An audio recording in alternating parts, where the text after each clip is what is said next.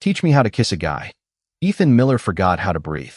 For several seconds, the only sound in his bedroom was rain tapping against the window and the quiet hum of the old air conditioner above the door. His digital clock glowed 1:13 a.m. in red numbers, illuminating the edge of Ryan Carter's face as he stood in the doorway wearing gray sweatpants and an old college t-shirt, looking far too calm for someone who had just dropped a sentence capable of rearranging Ethan's entire universe. "I'm sorry," Ethan finally said. "I think sleep deprivation just made me hallucinate." Ryan didn't laugh. That was the first warning. Normally, Ryan laughed at everything, especially when Ethan was being sarcastic. They had been roommates long enough for Ethan to recognize every version of him. Cheerful Ryan coming home from the gym, irritated Ryan searching for missing car keys, exhausted Ryan falling asleep halfway through a movie, and ridiculously confident Ryan getting ready for dates while asking Ethan whether a blue shirt made him look trustworthy. This Ryan was different. His shoulders were tense. His hands stayed buried in his pockets. "You heard me," Ryan said. Ethan sat up against the headboard, suddenly painfully aware that his straight roommate was standing 8 feet away asking for kissing lessons. "Okay, then I have several questions. You only get one." "That's not how questions work." A faint smile touched Ryan's mouth, but disappeared almost immediately. Ethan's heartbeat refused to settle. He had spent more than a year teaching himself not to misread Ryan's kindness. A hand on his shoulder meant friendship. Falling asleep beside him on the couch meant friendship. Ryan remembering exactly how Ethan took his coffee meant friendship. Every dangerous little moment had been carefully labeled and locked away under the same word, friendship. Because Ryan dated women. Ryan talked about women. Ryan had broken up with his girlfriend, Madison, 3 weeks ago, and had spent the first week afterward insisting he was completely fine. Ethan had believed him because believing anything else was dangerous. "Why?" Ethan asked. Ryan looked toward the rain-darkened window. "I need to know something. About kissing? About myself." That answer landed differently. Ethan lowered his voice. "Ryan, you don't have to prove anything to anybody." "I'm not trying to prove anything." Ryan finally looked at him, and something in his expression made Ethan's stomach tighten. There was uncertainty there, but underneath it was something steadier. Something Ethan was afraid to name. Ryan stepped farther into the room. "I just thought you'd understand." Ethan forced a laugh that sounded weak even to him. "Because I'm gay, I'm automatically the neighborhood kissing instructor?" "No." Ryan stopped near the foot of the bed. "Because you're you." The room suddenly felt smaller. Ethan stared at him, searching for the joke, the explanation, anything that would return the world to normal. Nothing came. "Who is he?" Ethan asked. Ryan went completely still. "The guy you want to kiss," Ethan clarified. "Who is he?" Ryan's eyes dropped briefly to Ethan's mouth before meeting his gaze again. Then he said nothing at all. Ryan finally looked away first, and somehow that silence answered more than a name could have. Ethan wanted to push, but experience had taught him that Ryan talked when he was ready and became impossible when cornered, so Ethan let the question hang between them. It reminded him of the rule he had made for himself 6 months earlier, although by then the rule had already arrived too late. Never fall for a straight guy. It sounded simple when Ethan first thought it on a Saturday morning in their kitchen, watching Ryan attempt pancakes while wearing an apron that said "Kiss the Cook." They had been roommates for more than a year by then. 2 guys sharing a modest 2-bedroom apartment in Chicago because neither wanted to spend half a paycheck living alone. At first, Ryan had simply been convenient. He paid rent on time, washed his dishes, replaced the toilet paper roll, and understood that Ethan needed silence before his first cup of coffee. Then convenience became friendship so gradually that Ethan never noticed the exact moment it changed. Friday nights became pizza and terrible movies on the couch. Sunday mornings became grocery runs where Ryan somehow filled the cart with cereal while Ethan tried to buy actual food. When Ethan worked late on graphic design projects, Ryan would leave a plate in the refrigerator with a note reminding him to eat.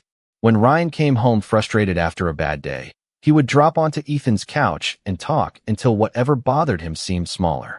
None of it meant anything romantic. Ethan repeated that constantly. Ryan dated women, including Madison, who had been part of his life for nearly 8 months. Ethan had met her several times. She was smart, friendly, and so easy to like that Ethan had almost resented her for giving him no reason to dislike her. Ryan had looked happy with her, and Ethan had become very good at smiling whenever Ryan mentioned their plans. His feelings were his responsibility, not Ryan's problem. That was the rule. Then came the small moments that made following it harder. Ryan stealing Ethan's navy hoodie because his own was in the laundry. Ryan falling asleep during a movie with his head tilted against Ethan's shoulder and staying there for almost an hour. Ryan showing up one winter evening with Ethan's favorite coffee because he had remembered a presentation Ethan was nervous about. Ethan had learned to translate every one of those moments into the safest possible language. Friendship, kindness, habit, nothing more. Now, at 1:13 in the morning, all those carefully labeled memories seemed determined to escape their boxes. Ryan was still standing near the bed, his expression unreadable. "Forget I asked," he said quietly. He turned toward the hallway. "Ryan." He stopped. Ethan swallowed. "You cannot walk into my room, ask me something like that, and expect me to forget it." Ryan glanced over his shoulder. "Why not?" Ethan nearly laughed at the absurdity. "Because you are my straight roommate." Something changed in Ryan's face. It lasted less than a second, but Ethan caught it. "Right," Ryan said. "Your straight roommate." Then he walked out, leaving Ethan staring after him and wondering why, for the first time, Ryan had made the word straight sound like a question. The next morning, Ethan found Ryan in the kitchen making coffee as if nothing unusual had happened. Sunlight filtered through the blinds, striping the counter in pale gold, while traffic murmured 6 floors below. Ryan wore Ethan's navy hoodie again, which felt particularly unfair considering the conversation from the night before. "Morning," Ryan said. "That is all you have?" Ethan asked. Ryan poured coffee into 2 mugs. "Good morning." "Much better." Ethan accepted the mug Ryan slid toward him and tried not to notice that Ryan had added exactly the right amount of cream. For 3 days, neither of them mentioned the question. Instead, Ryan started behaving strangely in completely different ways. On Tuesday evening, while Ethan was answering messages on his phone, Ryan looked over from the couch and asked, "Are you talking to someone?" Ethan glanced up. "My cousin." "Oh." Ryan returned his attention to the television with suspicious speed. On Wednesday, Ryan appeared beside Ethan while he was making pasta and casually asked what kind of men Ethan usually dated. Ethan nearly dropped the wooden spoon. "Why are you suddenly conducting market research?" "I am curious." "Tall, funny, emotionally available," Ethan said. "So basically nobody in Chicago." Ryan smiled. "What about athletic?" Ethan looked at him. "Are you building a survey?" "Maybe." "Then add a box for people who ask too many questions." Ryan laughed, but he did not leave. He leaned against the counter, watching Ethan stir the sauce. "Would you ever date someone who had only dated women before?" There it was again, hidden beneath a casual tone that did not fool Ethan anymore. Ethan turned down the burner. "That depends." "On what?" "Whether he actually liked men or was just confused." Ryan's expression tightened slightly. "People are allowed to be confused." "Of course they are. They are also allowed to figure things out without making somebody else's feelings collateral damage." Ryan became quiet. Ethan immediately regretted how sharp the words sounded. "I did not mean you." "Sure." "Ryan." "It is fine." But something had shifted. Later that night, they sat on opposite ends of the couch watching a comedy neither seemed to follow. Ethan could feel Ryan looking at him whenever he turned toward the television. Finally, desperate to break the tension, Ethan said, "For the record, you would not be my type anyway." Ryan blinked. "What?" Ethan grinned, hoping humor would restore the safe distance between them. "You asked about athletic guys. I am saying you do not qualify. Too competitive. Terrible taste in cereal. You steal my clothes." Ryan looked down at the navy hoodie he was wearing. "You said I could borrow this." "In January." There was no expiration date. Ethan laughed. Ryan did too, but only for a second. Then his smile faded. "So I am definitely not your type?" The question was softer this time. Ethan's amusement disappeared. "Why does that matter?" Ryan held his gaze for a long moment, then stood and carried his empty glass toward the kitchen. "It does not." Ethan watched him walk away, but he had already learned enough to recognize Ryan's new habit. Every time Ryan said something did not matter, it seemed to matter more than anything else. By Friday evening, Ethan had convinced himself that the safest solution was to stop analyzing Ryan altogether. That plan lasted until Ryan appeared in the living room doorway while Ethan was choosing a movie and said, I still want that lesson. Ethan slowly lowered the remote. You cannot possibly be serious. Ryan sat beside him, leaving less space between them than usual. I am serious. Ethan studied his face, searching for any hint that this was another joke, another strange question Ryan would eventually pretend had never happened. There was none. Fine, Ethan said. A lesson. But we are talking. That is all. Ryan nodded. Talking. Ethan turned slightly toward him. First, stop treating kissing like there is some secret technique. If you care about the person, you pay attention. You do not rush them. You let them decide what feels comfortable. Ryan listened with an intensity that made Ethan increasingly self-conscious. And what do you do with your hands? Ryan asked. That sounds suspiciously practical. I am trying to learn. Ethan sighed. Keep it simple.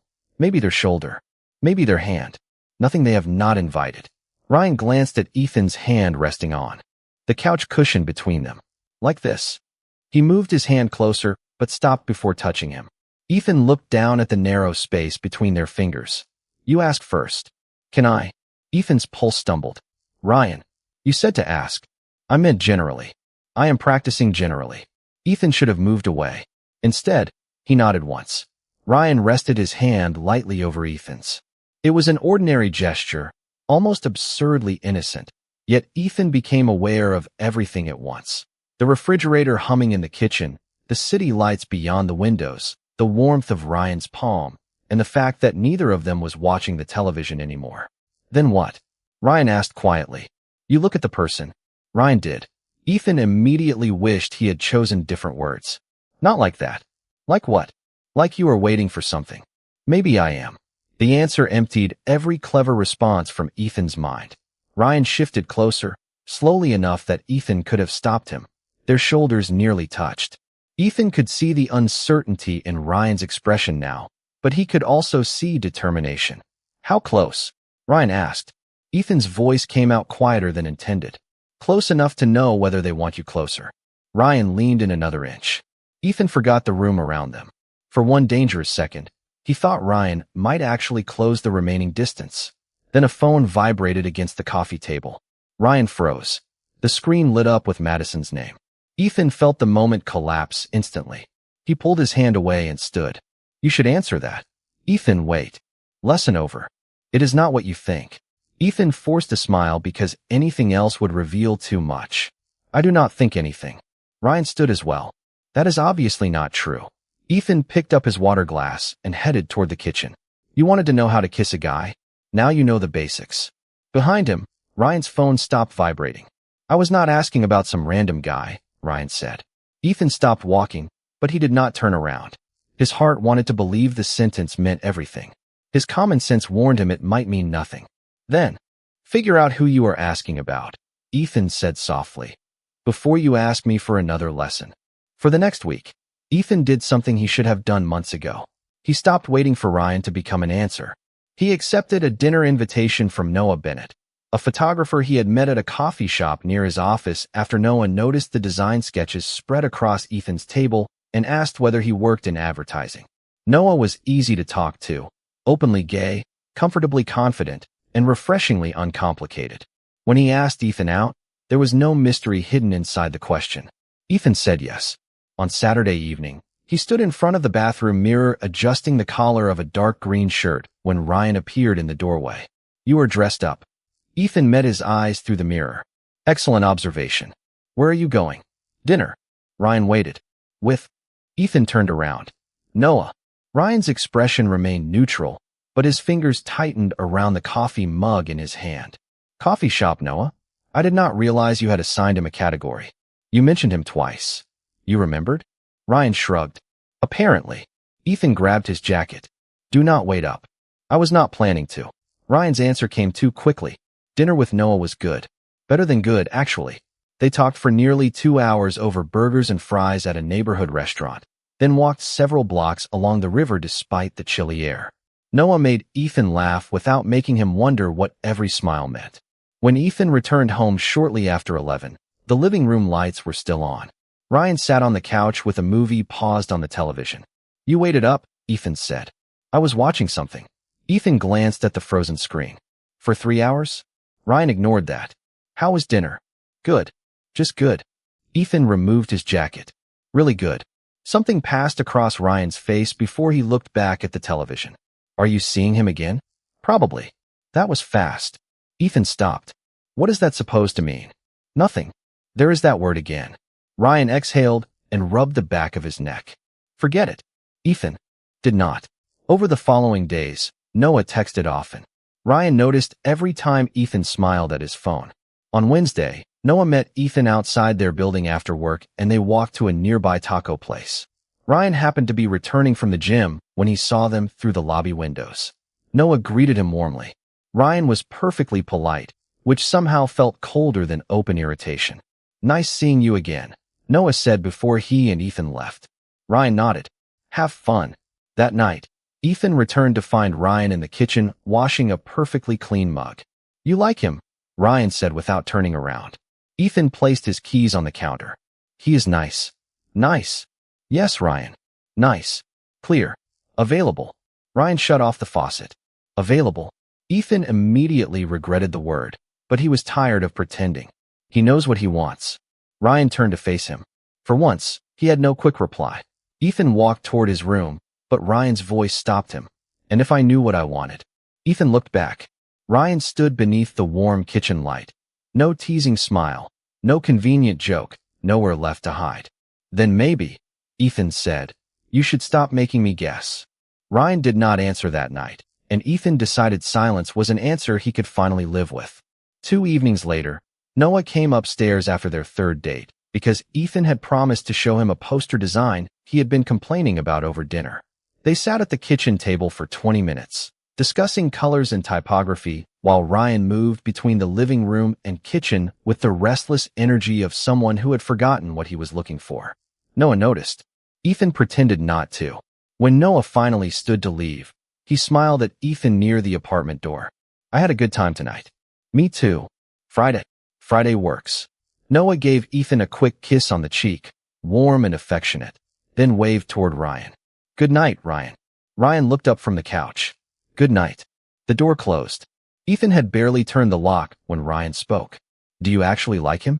Ethan rested his hand against the doorknob. We are doing this now. I asked a question. Yes, I like him. Ryan stood. How much? Ethan stared at him. You do realize that is none of your business. I know. Then why are you asking? Ryan crossed the room but stopped several feet away. Because every time he comes around, I hate it. The honesty caught Ethan off guard. That sounds like a Ryan problem. It is. Then solve it. Ryan looked toward the window, where the lights of Chicago shimmered against the dark glass. I am trying. Ethan felt frustration rising beneath all the feelings he had spent months containing. No, you are asking me strange questions, watching my phone, and acting annoyed because I am dating someone who actually wants to date me. Ryan looked back at him. You think I do not? The room seemed to become impossibly quiet. Ethan folded his arms, needing something solid between himself and hope. I think you do not know what you want. What if I do? Then say it. Ryan opened his mouth, but no words came. Ethan gave a tired laugh. Exactly. He started toward the hallway. Ethan, wait. For what? Another almost answer?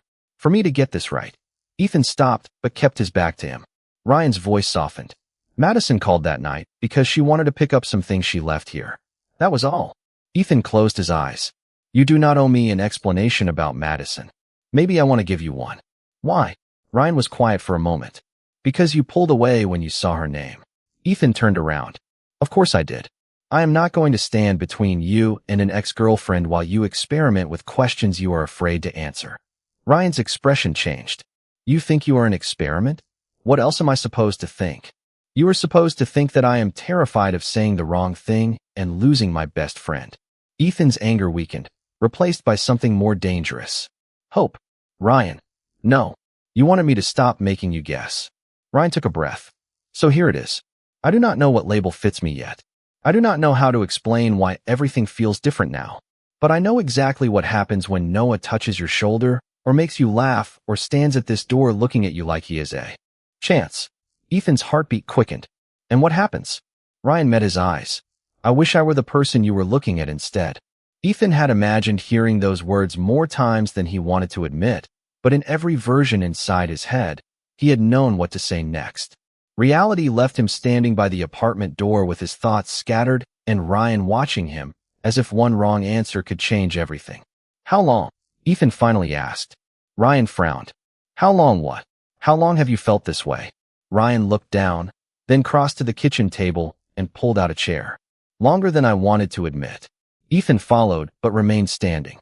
That does not answer me. Ryan gave a nervous smile. You really want the embarrassing version? Especially the embarrassing version. Ryan rested his hands on the table. Remember when you got the flu last winter? Ethan nodded. You brought me soup and complained about getting sick for a week afterward. I also canceled a date. Ethan stared at him. You told me she canceled. I lied. Why? Ryan exhaled slowly. Because I wanted to stay here. The confession was so ordinary that it somehow felt more important than anything dramatic could have. Ryan continued before Ethan could respond. Then there was your birthday. Everyone left around midnight, but you and I stayed up until almost 3 talking in the kitchen. You fell asleep right there at the table. Ethan remembered waking the next morning with a blanket around his shoulders.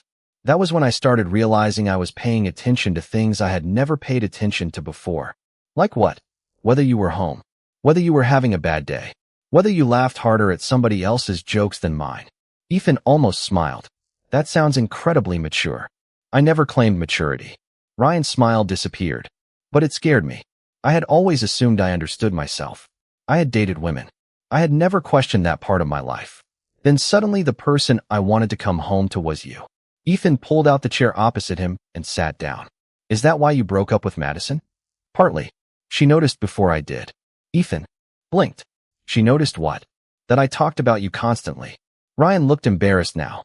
Apparently, I mentioned your work, your cooking, your terrible movie choices, even the way you organize the refrigerator. My refrigerator system is excellent. That is what I told her. Ethan laughed despite himself, and some of the tension finally loosened. Ryan looked relieved, but only briefly. Madison asked me a simple question. She asked whether I was trying to make our relationship work because I loved being with her, or because it was the life I expected myself to have. I could not answer her honestly, and she deserved better than that. Ethan studied him. So the kissing question was never really about learning? Ryan shook his head. Not exactly. Then what was it about? Ryan held Ethan's gaze. I already knew I wanted to kiss you. I just did not know if wanting that meant I had to understand everything about myself first. Ethan's chest tightened. And now I think I was asking the wrong question. Ryan leaned forward slightly, leaving the distance between them untouched. I kept trying to figure out what liking you made me. His voice softened. I should have been asking whether there was any chance you liked me too.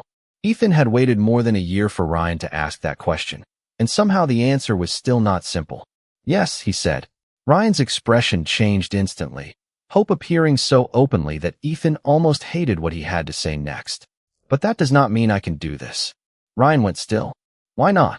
Ethan looked down at the kitchen table, gathering the courage he had spent months avoiding. Because liking you is exactly why I cannot pretend this is easy. Ryan started to speak, but Ethan continued. You are figuring out something important about yourself, and you deserve the space to do that honestly. But I cannot be the test that tells you what your feelings mean. You are not a test. Maybe not to you. Ethan met his eyes. But if we kiss tonight, and tomorrow you panic, what happens then? We still live together. You are still my best friend. I still have to see you every morning while pretending it did not matter. Ryan's voice softened. It would matter to me. I believe you. That seemed to surprise him. Then what are you afraid of? Ethan gave a small, tired smile. That it matters differently to us. Silence settled over the kitchen. Ryan looked toward the 2 coffee mugs drying beside the sink, the grocery list attached to the refrigerator, all the ordinary pieces of the life they had built without ever naming what it had become. So what do I do? He asked. Ethan shook his head. I cannot answer that for you. Ryan nodded slowly. You are right. Ethan had expected an argument. The calm acceptance hurt more. Ryan stood and disappeared into his bedroom. A minute later, he returned carrying a small duffel bag. Ethan rose immediately. What are you doing? Giving myself the space you said I needed. Ryan, I did not tell you to leave. I know. Ryan placed his apartment key on the counter. My brother has a guest room about 20 minutes away. I am going to stay there for a few days. Ethan stared at the key. You do not have to move out. I am not moving out. Ryan looked directly at him. I am trying to do one thing without making you responsible for it." Ethan could not think of anything to say. Ryan picked up his bag and walked toward the door, then stopped. "For what it is worth, I am not leaving because you said no." "Then why?" "Because I want the next thing I say to you to come from certainty, not fear." The door closed quietly behind him. The apartment felt different immediately. Too large. Too silent. Over the next 4 days, Ethan discovered how thoroughly Ryan had become part of his routines. There was no second mug beside the coffee maker in the morning. No music playing badly from the shower. No argument over what to order for dinner. Noah texted about Friday, and Ethan stared at the message for several minutes before replying honestly that he needed time. Noah responded with kindness, which somehow made Ethan feel worse.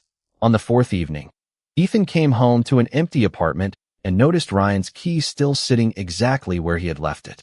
He picked it up, closing his fingers around the familiar piece of metal. For months, Ethan had wanted Ryan to choose him. Now, for the first time, he understood that Ryan had to choose himself first. Ryan came home on the 5th evening. Ethan was standing in the kitchen, staring into the refrigerator without actually seeing anything, when he heard the apartment door open. For one hopeful second, instinct told him everything was normal again. Then Ryan stepped inside carrying the same duffel bag, and Ethan remembered that normal no longer existed. "Hey," Ryan said. "Hey." Ryan noticed his key on the counter. "You kept it there." "It is your key." "I was not sure if that was still true." Ethan closed the refrigerator. "You paid half the rent this month. I am not changing the locks." Ryan laughed softly, and the familiar sound loosened something in Ethan's chest. He set down his bag, but remained near the door. "I talked to my brother." Ethan waited. "I told him everything. About Madison. About you. About how confused I had been." Ryan rubbed his palms together nervously. "I expected him to give me some huge speech. Instead, he asked whether being away from you made me feel relieved." "What did you say?" "No." Ryan met his eyes. "It made me miserable." Ethan tried not to smile. Very scientific. Then he asked whether I missed my roommate or the person I wanted to build something with. Ryan paused. That answer was easier. The apartment seemed unusually still. Ethan leaned against the counter. "Ryan, talking to your brother does not mean you have to come back with every answer." "I know. That is what I figured out." Ryan stepped closer, but stopped several feet away. "I kept thinking I needed the perfect label before I was allowed to tell you how I felt. Maybe someday I will have a word that fits perfectly. Maybe I will learn things about myself I should have questioned years ago. But none of that changes what I know right now." Ethan's heartbeat quickened. "And what do you know?" "I know I miss you when I wake up. I know I save stupid stories because I want to tell you first. I know I hated sleeping somewhere else because home stopped feeling like home when you were not in the next room." Ryan smiled nervously. "And I know I am done pretending this started because I was curious." Ethan looked at him for a long moment. "What about the lesson?" Ryan shook his head. "I do not want one." He took another careful step forward. "I want to ask you something instead." Ethan already knew, but hearing it still mattered. "Okay." Ryan's voice was steady now. "Ethan, can I kiss you?" There was no experiment hidden inside the question. No challenge. No joke. No expectation. Just Ryan waiting for Ethan's answer. Ethan smiled. "Yes." Ryan approached slowly, giving Ethan every opportunity to change his mind. Ethan did not.